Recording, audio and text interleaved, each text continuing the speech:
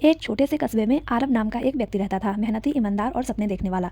उसने अपने जीवन में हमेशा एक ही बात सीखी थी, मेहनत करो सफलता जरूर मिलेगी। लेकिन एक दिन उसकी दुनिया बदल गई। आरव पिछले 3 साल से एक बड़ी कंपनी में प्रमोशन का इंतजार कर रहा था। वह मन लगाकर काम करता, देर रात तक ऑफिस में रुकता, सबकी मदद करता।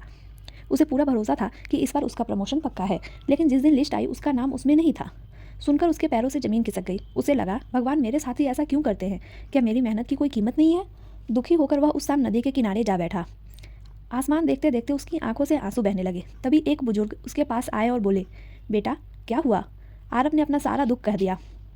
वो बुजुर्ग बोले, मैं एक कहानी सुनाता हूँ, शायद जवाब मिल जाए। एक किसान था जिसके पास एक सुंदर सफ़ेद घोड़ा था। एक दिन घोड़ा जंगल में भाग गया। गांव वाले बोले, बहुत बुरा हुआ, बहुत बुरा हुआ। किसान बोला, शायद ईश्वर की योजना होगी। कुछ दिन बाद घोड़ा लौट आया, साथ में 3-4 जंगली घोड़ों के साथ। गांव वाले बोले, वाह कितना अच्छा हुआ, बहुत अच्छा हुआ। किसान बोला, शायद ईश्वर की योजना होगी। एक दिन किसान का बेटा उन घोड़े को काबू करने गया और गिरकर उसका पैर टूट गया। लोग बोले, अब तो बहुत बुरा हुआ।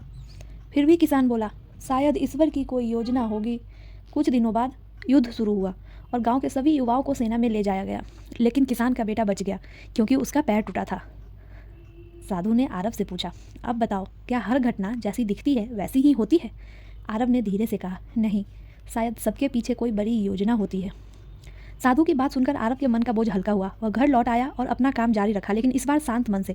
कुछ ही हफ्तों बाद कंपनी में एक नई बड़ी पोस्ट निकली। वह पोस्ट सिर्फ उसी के लिए सही था जिसके पास अनुभव और ईमानदारी दोनों हो।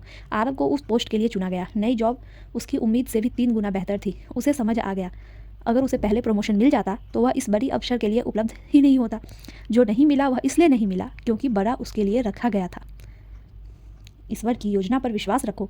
कभी कभी रास्ता बंद होना सजा नहीं होता, बल्कि ईश्वर का संकेत होता है कि अभी नहीं, इससे बेहतर आगे है।